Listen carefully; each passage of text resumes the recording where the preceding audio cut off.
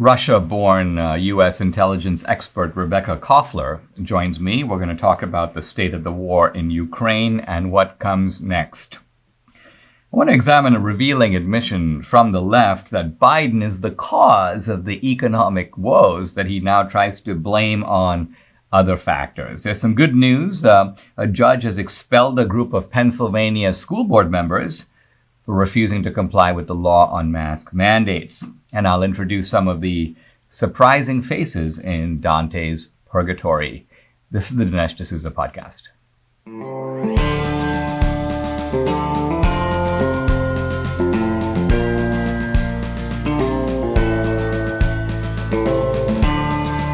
America needs this voice. The times are crazy. In a time of confusion, division, and lies, we need a brave voice of reason, understanding, and truth. This is the Dinesh D'Souza podcast.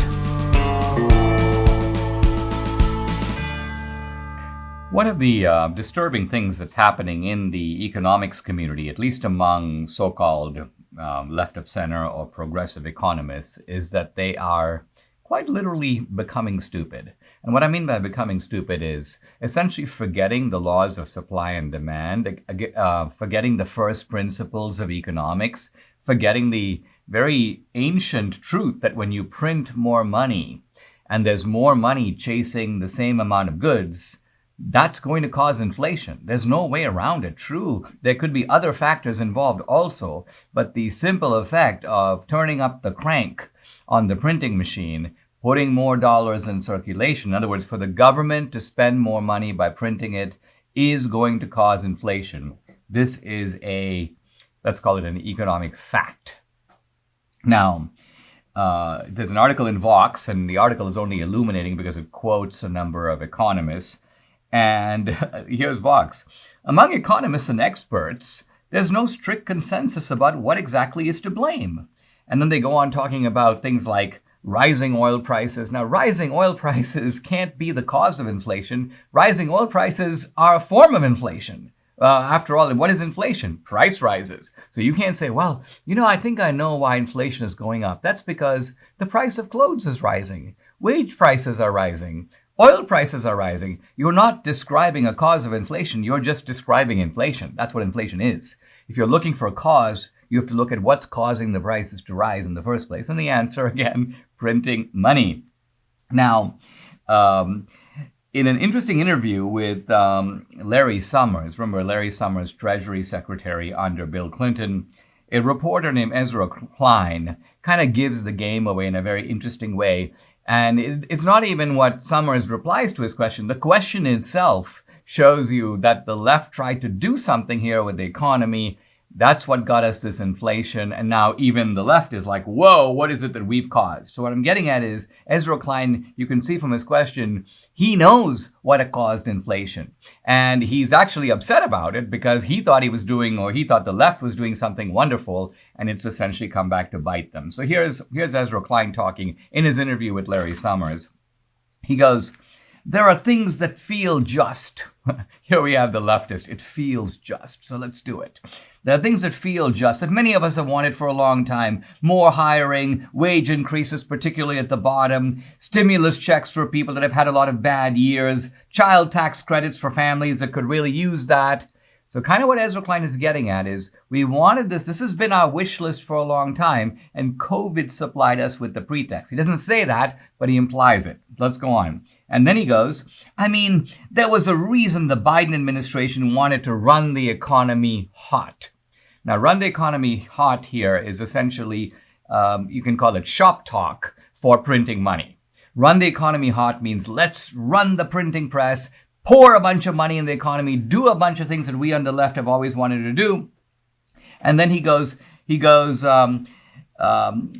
even in this terrible time, this horrifying pandemic, we were giving people who needed it quite a bit of help. So the left was using COVID to create this kind of redistributionist agenda to essentially send out checks. Remember, for the Democrats, checks is a form of vote buying. This is how they win over the allegiance of people long term. And then Ezra Klein says this, and then for that to then turn into this horrifying inflation problem, which is now eating back those wage increases, I recognize the world doesn't have to please me, but it's maddening. So what Ezra Klein is saying is, we printed all this money, we thought we were giving people more, but then by getting inflation, we ended up eroding the value of their money. So a guy has more dollars in his pocket, but those dollars aren't buying any more than he could buy before. Because even if you have $100 and the government gives you 10 and you now have 110, but there's now 10% inflation, you're basically back to, well, they're back to square one. Debbie puts it perfectly. And so we see here an admission of guilt that the left caused this problem. This is a self-inflicted injury. This is not inflation that came out of nowhere. This is not due to corporate greed. In fact, Larry Summers swats down the idea that this is due to corporate greed. In fact, Larry Summers makes the point. He goes, listen, just because these corporations get on phone calls, on so-called earnings calls with their investors, and they talk about the fact that they're able to set prices, he goes, it doesn't mean, they're not saying that setting prices is an arbitrary business. We can set our price at whatever we want. No, price setting is a complex business driven by competition, many other factors. If you are a business, you set your prices too high, nobody's going to buy your product. So Larry Summers pours cold water on the idea, the left's idea, again, operating in an imaginary world. Anyone who runs a business knows, I'm in the movie business. Can I set the movie ticket price as $100? Well, I'll just set it at $100, so I'll make more money. Corporate greed. Nonsense. If you set the price high, people won't go. It's not just because they may say, I want to go to the movies. There are many other ways I can entertain myself. So bottom line is we're having a great erosion of knowledge about how things get done in an economy. This is a problem that the left doesn't understand, and it's also a problem that the left has created. MyPillow is just a cornucopia of great products. There are robes, there are towels, there are pillows, all kinds of stuff. I want to talk about the towels because MyPillow towels are not like ordinary towels. Now, ordinary towels just don't dry you that well anymore. They feel kind of soft and lotiony when you buy them in the store, but you take them home and they don't absorb. Why not? Because ordinary towel companies typically import the product and they add softeners that make the towels feel good, but they don't dry you very well. Now, Mike Lindell, CEO of MyPillow, has solved this problem. He founded the best towel company right here in the USA. They have proprietary technology to create towels that feel soft and actually work. They're all made with USA cotton. They come with the MyPillow 60-day money-back guarantee. These are the only towels Debbie and I use in our home. For a limited time, Mike is offering a really good deal on his 6-piece towel set. That includes 2 bath towels, 2 hand towels, 2 washcloths, all made with USA cotton. Normally, $109.99, but now $39.99. So call 800-876-0227, that number 800-876-0227, or go to mypillow.com. You can enjoy this offer, get deep discounts on all the other MyPillow products, but make sure you use promo code DINESH, Dinesh. Sometimes as citizens, we feel like we are powerless in an environment where all this bad stuff is happening, and what can we do about it? Well, Here's an interesting story about a parent, just one person in Pennsylvania. This is in Westchester, Pennsylvania. And her actions caused 5 elected members of the school board to be removed. So let's follow the story. The Westchester School Board decided to defy the authority of the state. The state essentially passed a law ending mandatory school masking. So mandatory school masking is no longer the law in Pennsylvania, but the Westchester School Board decided, that doesn't matter. We're going to continue with masks. And so they required masks. And a lot of parents were like, wait a minute, haven't you seen the new law? You can't require masks of our students. Masks have to be optional.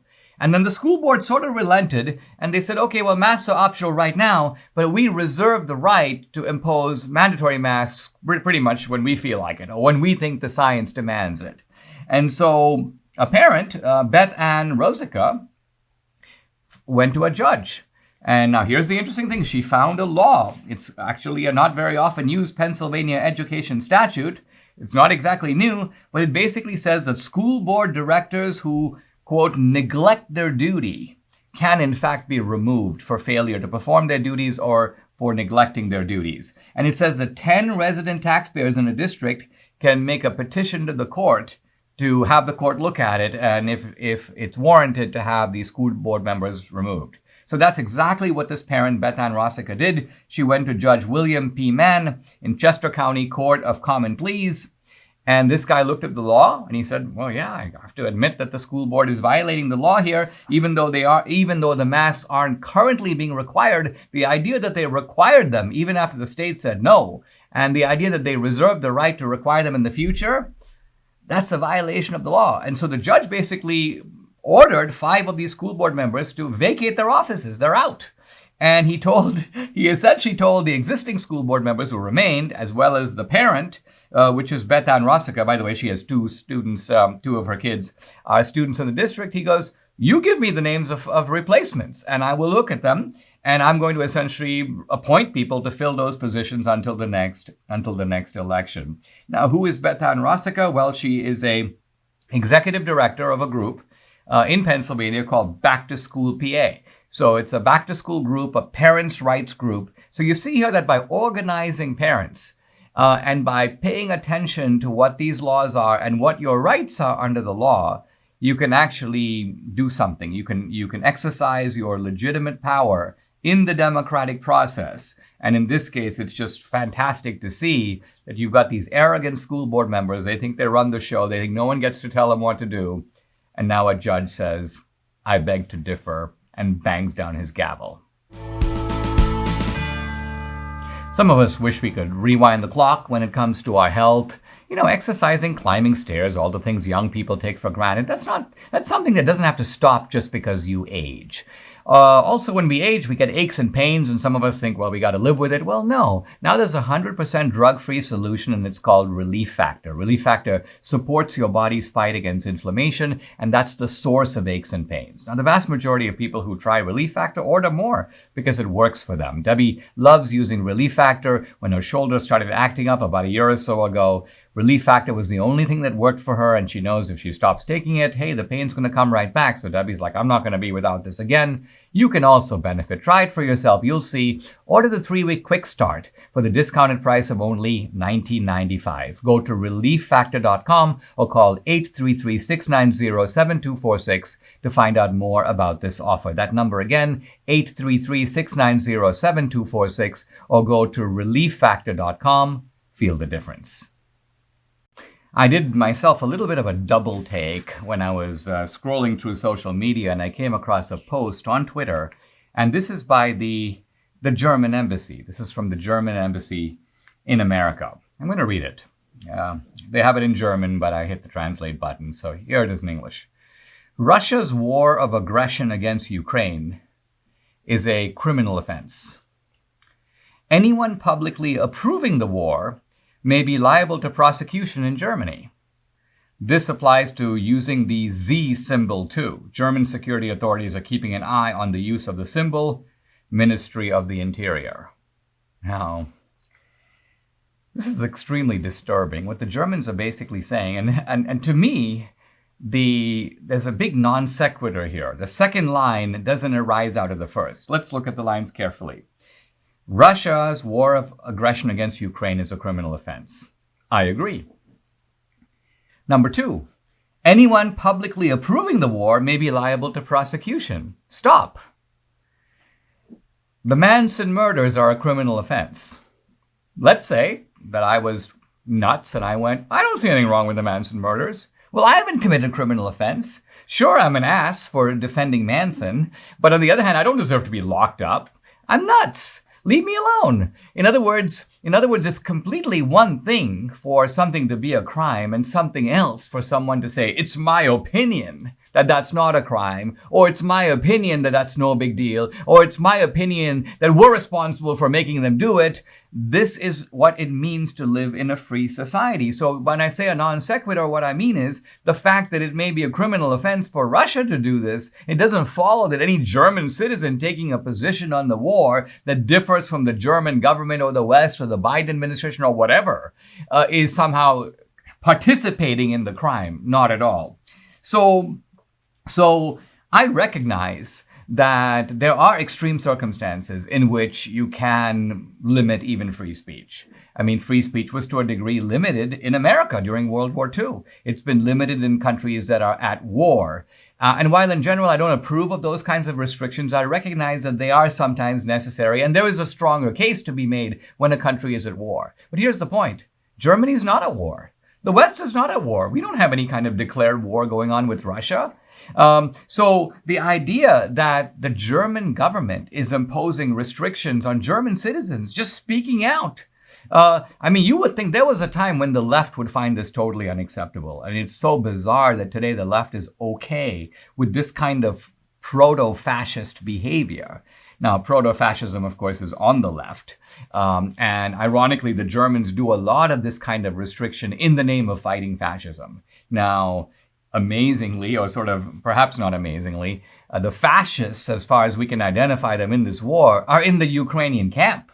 In fact, there is a fascist battalion, a neo-Nazi battalion called the Azov Battalion, fighting for the Ukrainians. I find it funny. Here's an article from CNN. They call it, quote, a far-right battalion. They don't even want to call it neo-Nazi because they don't want to make it seem like we're on the side of the neo-Nazis, even though we are. The Biden administration is. So what's happening here is a real effort to camouflage the truth of the matter. And this is why it's all the more important to have free speech, because when your government's lying to you and the authorities are lying to you, the ability to think freely for yourself and speak freely is certainly a form of liberation.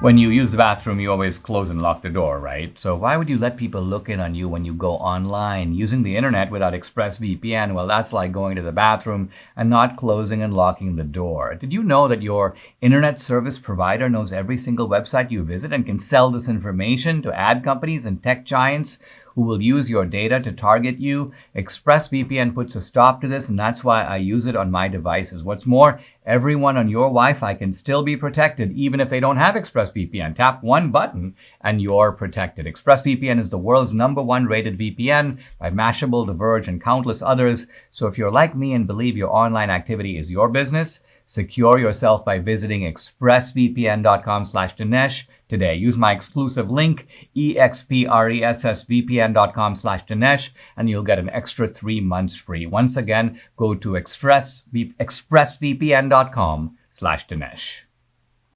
Guys, I'd like to welcome back to the podcast Rebekah Koffler. I had Rebekah on the show on March 23rd, Debbie reminds me, so about 10 days ago. And I meant to get into the discussion of the Ukraine war.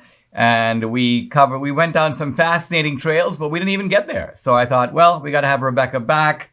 Let me tell you a little bit about her. She's a Russian-born U.S. intelligence expert. She's worked with the Defense Intelligence Agency, the CIA. She's briefed the Pentagon, the White House, and NATO. She's received the National Intelligence Professional Award. She's also the author of this book, Putin's Playbook, Russia's Secret Plan to Defeat America. Rebekah, welcome back. Thanks for joining me again. And we've got this, war raging in Ukraine. Now, it seems to have lasted maybe longer than people expected. And what I mean by this is I saw some early estimates which were attributed to intelligence officials basically saying this was going to be like a 3-day or a 5-day war. I think they were expecting the Russians to be in Kiev or Kyiv. That has apparently not happened. Were the original estimates off? And why is it that the Russians, who seem to be so much bigger and stronger than Ukraine, having so much difficulty here? Yes, Dinesh, the estimates were completely off, and that is nothing new for the intelligence community. Remember, they were wrong on 3 key things, and this is just a recent fiascos. The intelligence community assessed that the Russians wanted to elect Donald Trump in 2016. Nothing can be further from the truth. Feared Trump. The Russians, by intervening in our elections, wanted to sow discord and foment social unrest and polarize our society. And regretfully, our intelligence officials, the corrupt ones, helped the Russians to do that. We're still polarized. Number 2, with regard to COVID origins, they did the same thing. They suppressed a very viable analytic line, which did not align with the groupthink. And believe me, the intelligence community is all about the groupthink. So what do we learn now? Is that COVID origins likely stem from some biological weapons lab, right? So number 3, Hunter Biden's laptop. 50 intelligence officials from the spy agencies, not 1, not 2, 50, Dinesh, signed a petition saying that Hunter Biden's laptop story was Russian disinformation. So are we surprised about this complete failure to understand their adversary, Vladimir Putin? So, Rebekah, let's talk about the Hunter Biden laptop for just a minute, because it's hard for me to believe that these 50 intelligence officials genuinely believed that it was Russian disinformation, right? Isn't it more likely that they had a political interest in Biden winning the election? Maybe they felt that Biden would be more protective of the deep state. And so, in a sense, they went to work for Biden, didn't they? And put their credentials at his disposal to sort of make this story go away. And in fact, they helped it to go away, because many people appealed to that. Many media sources said, well, look, if they say these are the people who supposedly know, then we can write this off as, we can justify not covering the laptop story because we don't want to be just replicating Russian disinformation. 100%, Dinesh. The intelligence officials, the corrupt ones, and they are part of the deep state. Some people don't believe that such a thing exists, but it does. I was, when your listeners finish my book, you will know what I mean by the deep state. And so just like the Russians sought to divide the United States, my adopted homeland, as you said, I was born and raised in a totalitarian state. In this manner, the corrupt intelligence leaders wanted also to divide America by hiding the information and effectively intervening in our democratic process, the electoral process. Imagine that. They're just worse than the KGB, basically. And it's the same people who are trying to democratize other countries. They are fighting right now, trying to help Ukraine become a democracy. They are destroying democracy in our own land. This is not the same country that I came to in 1989. Democracy is being eroded and becoming more and more as a word, like a word, with nothing real behind it. Rebekah, we'll come back to Ukraine in the next segment, but let me ask you about Russia, because you were raised in Russia in the era of the Cold War, and we're now in a post-Cold War era. I remember going back to the 1970s and 80s, Jean Kirkpatrick, whom you might remember was the U.S. ambassador to the United Nations. She made an important distinction between authoritarian and totalitarian regimes, which, as I understand it, a totalitarian regime tries to run your life from beginning to end. They care about what you eat. They care about how your family is organized. They want to tell you whether you should go to church, yes or no. They want you to only work in a certain sector that they assign to you. But an authoritarian regime is not like that. So if you think of, say, Pinochet in Chile, he was an authoritarian dictator. He wanted to be in power. If you came out in the street to oppose him, he would send goons to beat you up. But he didn't care how you lived or what you ate or what religion you practiced. That was unimportant to him. You could live your life normal. So the way I look at it is an authoritarian regime is a tyrannical regime, but it is not as tyrannical as a totalitarian regime. Could I ask you to reflect on this distinction and apply it, if it applies at all, to the difference between, let's call it the old Soviet Union and Russia after the Cold War?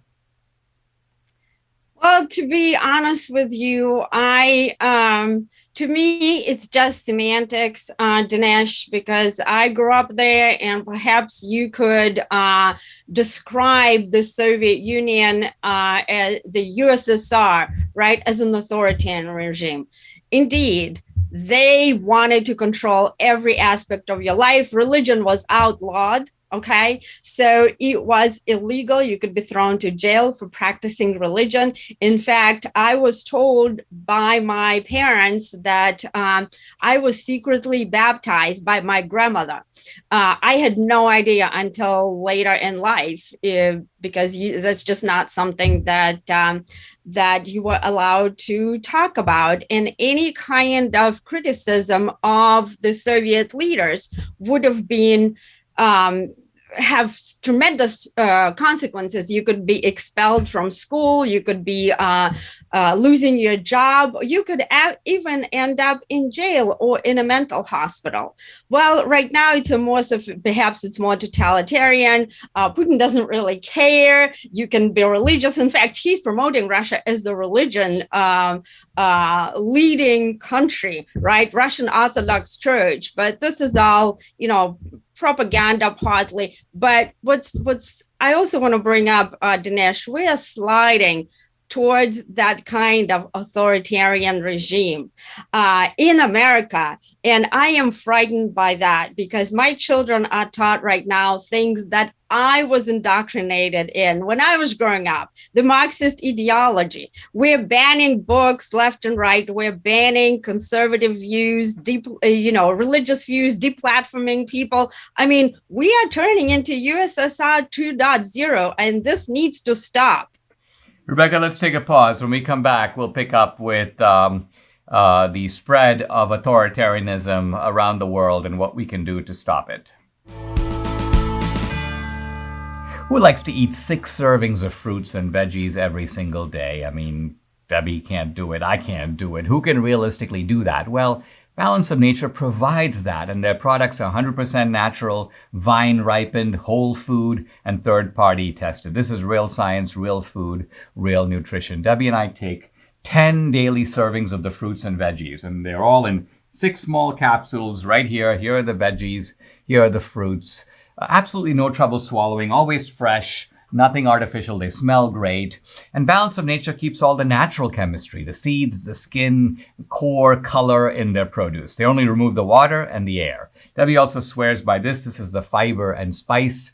And she says it keeps her regular. Invest in your health, invest in your life. Join me and experience the Balance of Nature difference for yourself for years to come. For a limited time, all new preferred customers will get an additional 35% discount and free shipping on your first Balance of Nature order. Use discount code BALANCE. Call 800-246-8751. That number is 800-246-8751, or go to balanceofnature.com and use discount code BALANCE. I'm back with Rebekah Koffler, Russian-born U.S. intelligence expert, author of the book Putin's Playbook. Rebekah, you were talking in the last segment about an irony, which is that you've got all these U.S. intelligence experts, and they seem to be participating in a scheme in America to contract and repress liberty, certainly to oppose truth from coming out. Sometimes they deploy their power to go after political opponents. They're deploying these kind of socialist tactics in America and that are undermining, as you say, democracy. And at the same time, their rhetoric is consistently one of promoting democracy abroad. In fact, this is their whole justification for trying to mobilize a global campaign on behalf of Ukraine. We got to protect democracy against authoritarianism.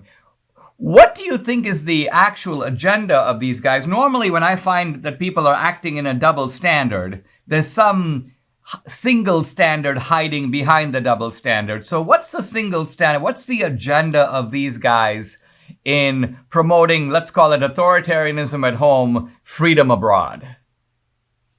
I'm actually just as stunned as you, Dinesh.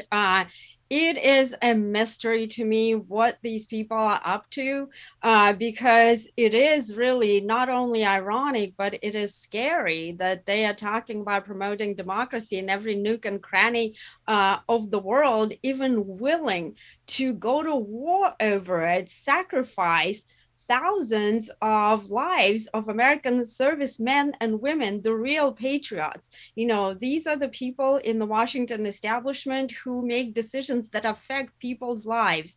And yet they're willing to suppress democracy here.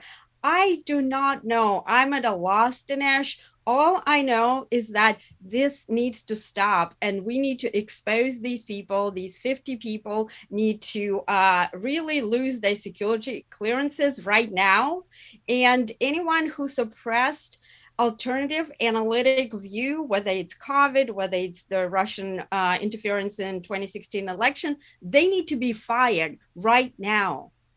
Rebekah, where do you think this Ukraine war is going? And I mean, I'm assuming you agree with me that some of this attempt to cancel Russia, in other words, block Russian banking from going on and make sure that the Russian singer at the Met is not allowed to perform or all this kind of stuff. I'm assuming that Putin's not going to be particularly fazed by any of this. Now, he might be a little more fazed. We talked about this last time by the campaign against the Russian oligarchs. That might actually hit a little bit closer to home. But do you think that his goal is to level Ukraine and take it over? Or do you think he wants to bring the Ukrainian government into a position of abject submission to Russia, in which Ukraine would remain quasi-independent, but nevertheless it will do Russia's bidding going forward? So remember how this war started. Dinesh, Putin stated several times that Ukraine's potential membership in NATO was a red line. The reason it is a red line for Putin is because NATO is a military alliance, which specifically was created to counter the Soviet Union. And so the distance right now between NATO forces and St. Petersburg, which is the second largest city in Russia, has reduced from the Cold War to today from 1,000 miles to 100 miles, okay? Putin wants to enforce his version of the Monroe Doctrine. He believes that is part of his vital interests. The strategic security perimeter, it is true that Russia has relied on that strategic buffer zone for centuries for wars, and most wars have come from the West, right? So that's a pure military calculation. So right now, even though tactically the Russians have performed horribly, miserably, it's embarrassing. So Putin's strategic plan has not survived contact with the adversary. He has achieved and is achieving his strategic goal, which is to prevent Ukraine from becoming part of NATO. Why? It's because so long as Ukraine remains in active conflict, and so long as there's no territorial integrity and sovereignty, it can become part of NATO. Okay. Second, the several Ukrainian cities have just been obliterated. Foreign investment is not flowing in Ukraine. Ukraine has been destroyed both physically and economically. And that just suits fine for Putin. And so this is a very, very long game. It's not going to end anytime soon, not in a month, not in 2 months. He's in it for a very, very long haul. Rebekah, you just said something to me that's very fascinating, which is that, you would hardly be accused of being a Putin apologist. You are, in fact, your book is a kind of scorched earth expose of Putin and the bandits around him.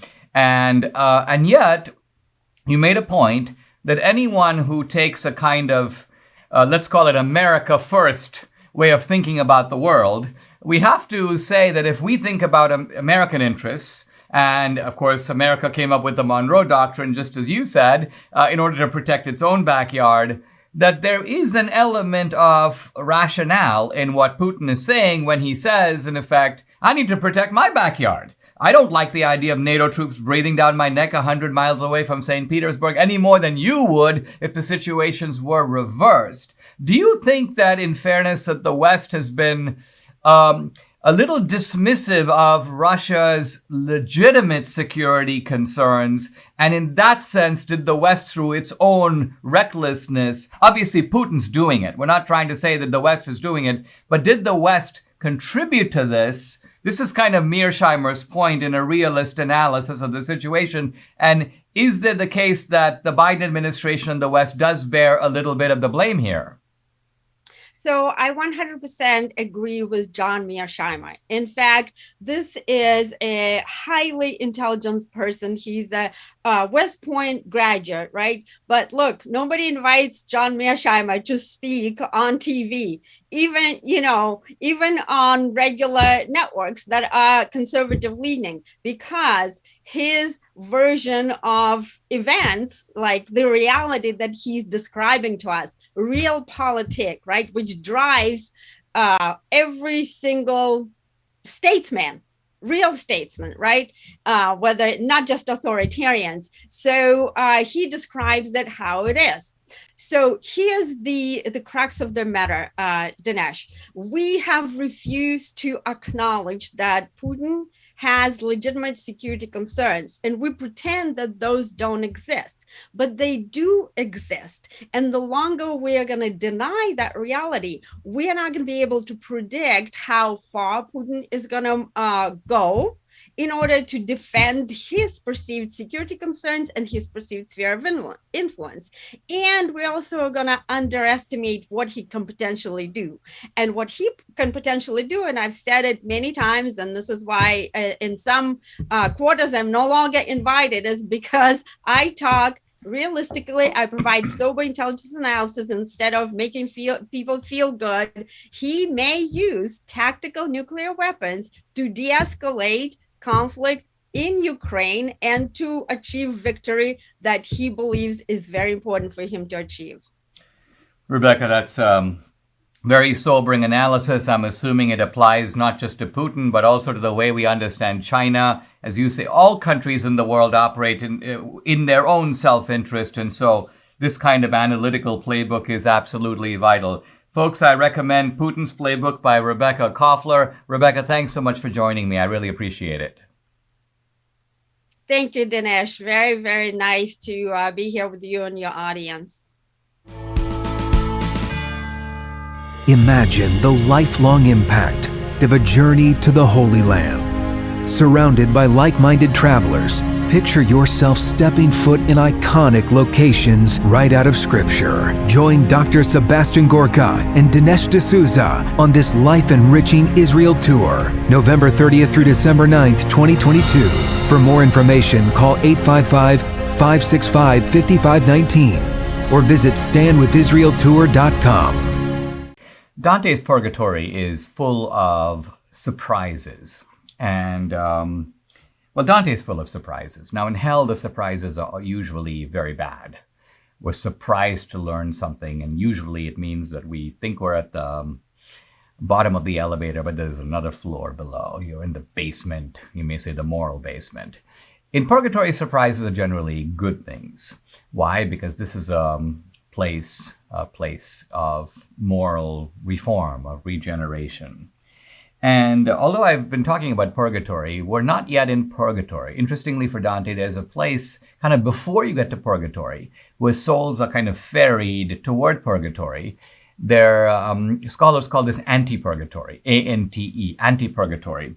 And interestingly, Dante keeps us in anti-purgatory for almost a quarter of the Purgatorio. So anti-purgatory is very important. It's a kind of a waiting room for purgatory.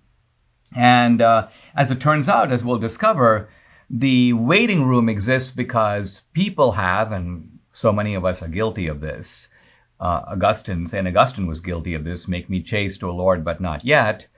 When we keep God waiting, Dante says that God's going to keep us waiting. So you've got people who need to go through purgatory because the moral regeneration of purgatory is necessary for heaven, but they can't begin the process because they kept God waiting generally for almost all of their life, and so they have to themselves wait a little bit now.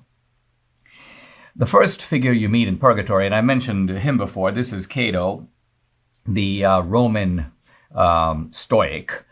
And Cato is a surprise on two counts. Number one, he was a pagan, which is to say he lived at the time before Christ. He didn't know about Christ. He wasn't a Christian.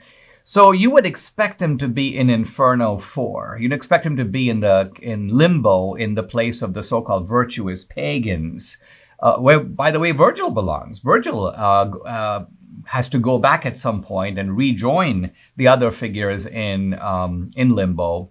But Cato's here, and Cato's destined for heaven. That's a surprise, and it's an even bigger surprise when we know that Cato was someone who took his own life. But here's how Dante describes that. This is now Virgil talking to Cato. You know, you found death sweet in Utica for freedom's sake. So what Virgil is saying is that your death was not a case of running away from life or rejecting the gift of life. You gave your life for freedom. In that sense, you are a freedom fighter. You are to some degree a martyr. And that's why Dante has Cato here in purgatory en route to heaven. Now, pretty soon, Dante runs into another character. He sees a group of souls kind of making their way, and he recognizes one of them. And it's a friend of his, or a guy who died in Dante's own lifetime, but Dante knew him. He was actually a singer, and his name was Casella. And Dante says to Casella, in effect, he goes, you died a little while ago. How come you're here? How did you just get here? Because Casella apparently was just brought over. And Casella basically says, look, I normally would have to wait because I kept God waiting. So this is the idea here of sort of getting your due. But Casella goes, but my entry into purgatory proper was hurried, was accelerated by a jubilee year that was declared in Rome. And that has sort of opened the gates of purgatory, and lots of souls are being brought in right now. And that's why you see all these people moving around you. So you have to realize now that this Jubilee year, by the way, the first one in church history, this Jubilee year, this year of forgiveness, you might say, was proclaimed by none other than Pope Boniface VIII. This is the guy that, quite frankly, Dante hates. This is the guy who was directly responsible for Dante's exile. This is a guy who is himself deep in hell. And yet, and this shows you the complexity of Dante, Dante's point is he might be in hell, but he was still the Pope. And as the Pope, he still has legal authority. Legal authority, of course, in the canonical domain. What that authority is, we'll come to realize in a moment. It's not unlimited by any means. But nevertheless, Dante's point is this, that just as a king who's a bad king, but makes a law, the law is a law. The king has the legal authority to make the law. But so Pope Boniface has declared the Jubilee. And even though Pope Boniface's own motives might have been thoroughly corrupt, I want to raise money for the church, I want to do this, I want to do that, Dante's point is, nevertheless, it here, right down in purgatory, it is accelerating the movement of souls to begin this purgation process. And Casella is part of this. And so Dante says to Casella, basically, hey, Casella, you're a heck of a singer, kind of strike up a tune. So you have this amazing scene here in purgatory where Dante is like, let's hear one, put up your banjo and sort of sing a song. And Casella begins to sing. And this is a little bit of Dante-esque humor. Basically, Casella begins to sing a song whose words are from Dante. So here you have Dante the poet, and he creates this. He has this character, Casella, who is using Dante, the poet's own words, to sing this song. But just as Casella begins to start singing this song, and it's, of course, given in Italian, Cato, stern Roman kind of gatekeeper of purgatory, shows up, and he basically goes, stop this nonsense. Enough of this nonsense. It's time to kind of get moving. And at first glance, this may seem kind of inappropriate. It may seem kind of, what, is there no singing in purgatory? But the point here is not that singing is bad. The point is, and I'll pick this up in the next segment. How am I on time, honey? I'm coming to the end.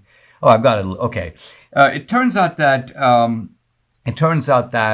it's the wrong kind of singing. Or to put it differently, what Dante is asking Casella to do is, like, let's have a performance. And there's all kinds of singing in purgatory, but it's generally, you'll see it's communal singing. It's souls singing together. And they're actually singing about redemption. They're singing, in this case, a little earlier in the very same canto, you have souls, and they're singing a song, and I'll come to the song in the next segment. But it is, Dante gives it actually in Latin, in exitu Israel de Egypto, which basically means when Israel came out of Egypt. When we left off, Cato had stepped in and disrupted Casella from singing his song, the song using the words of Dante. And we were trying to figure out why Cato would object and why he would kind of move Dante and Casella along. And it turns out the reason he does this is it's not that he objects to the music, it's that it's the wrong type of music. And we see earlier a group of souls singing about the Exodus. That's what this means. When Israel came out of Egypt, Dante writes, they were all singing with a single voice. Now, the Exodus, of course, was the expulsion of the Jews and the Jews fleeing Egypt. And this is a central theme it's a central theme in the Old Testament, so it's a central theme in the Hebrew scriptures, but it's also a central theme in the New Testament.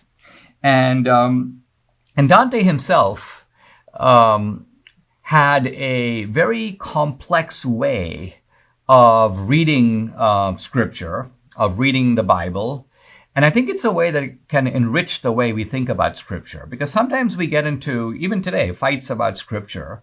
And the fights typically are between people who do, let's call it a literal reading, or people who do, let's call it an allegorical or a metaphorical reading. And so you'll have some people who say, well, when you're looking, for example, at Genesis 1, was the earth was the world created in 6 days, or do the 6 days reflect 6 eras, for example? And we see right there the literalists on the one side, and if you will, the allegorical reading on the other. So which reading is right? Well, according to Dante, both of them. And here I'm going to turn to an epistle, a kind of letter that Dante wrote to a fellow named Can Grande della Scala, in which Dante happens to discuss not just his way of reading scripture, but his way of reading this exact line that is now quoted in the Purgatory, in exidu Israel de Egypto, when Israel came out of Egypt. And Dante is going to interpret this line, and you begin to see the complexity of how Dante reads it. So here's Dante. I'm quoting him. For the clarity of what will be said, it is to be understood that this work, now Dante is referring here to his own Divine Comedy, is not simple, but rather it is polysemous. Polysemous means it has multiple meanings. That is, endowed with many meanings. Well, there you go. For the first meaning is that which one derives from the letter. Another is that which derives from things signified by the letter. The first is called literal, and the second allegorical or mystical. So pause. Dante is basically saying there are two ways to read, and we know about that. And Dante is saying that his work, just like the Bible, needs to be taken in both ways. So let's continue.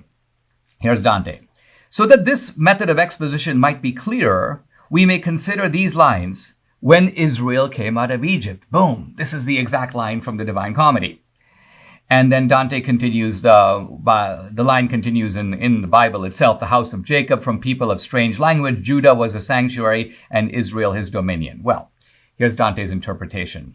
If we look only at the letter, this signifies that the children of Israel went out of Egypt in the time of Moses. That's the literal reading.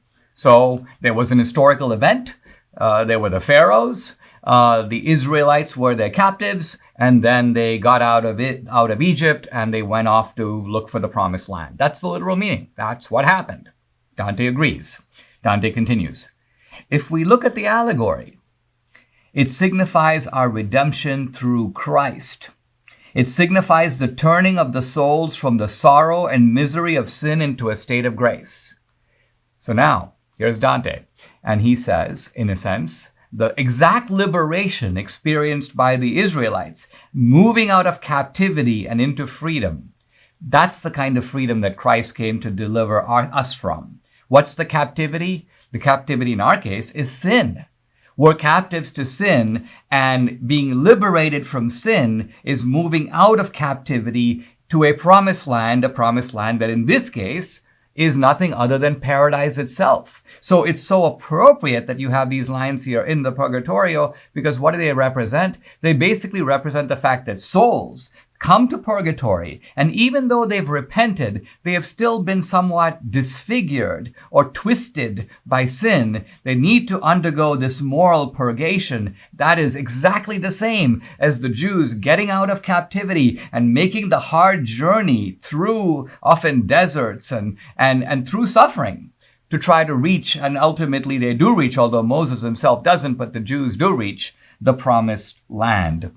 And so what Cato is saying to Dante and to Casella is, listen, this is a place of moral regeneration. This is not a place for fooling around. This is not a place for showing what a great singer you are. This is not a place to remember the old days. There is perhaps a time and a place for all those things, but that's not what you're doing here. What you're doing here is, like the Israelites coming out of Egypt, you are shedding your old ways. You are putting aside your captivity. You are improving yourself and preparing yourself for that place that literally could be called in the Old Testament the promised land, but for us is the promised land of ultimate union with God.